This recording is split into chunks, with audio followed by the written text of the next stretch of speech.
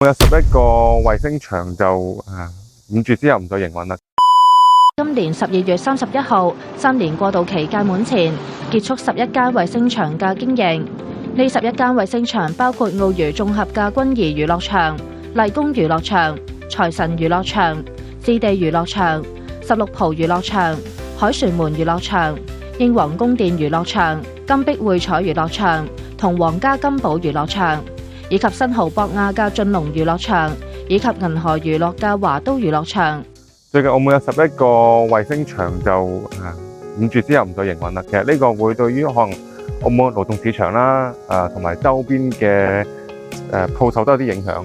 咁我諗政府都喺呢方面已經做好咗好多嘅準備啦。咁尋日嘅記者招待會啦，都有講到就係話喺周邊嘅鋪頭啦，已經有做嗰個調研啦。對於員工嘅勞動關係咧，或者係嗰個叫做勞動嘅人員咧，都已經做咗個指示，叫做娛樂場咧係要全力去接收翻晒全部嘅派駐嘅員工。咁我諗呢個對於社會嚟講咧，影響會有少少嘅。咁但係應該喺大嘅方向上嚟講咧，都應該可以過渡到嘅。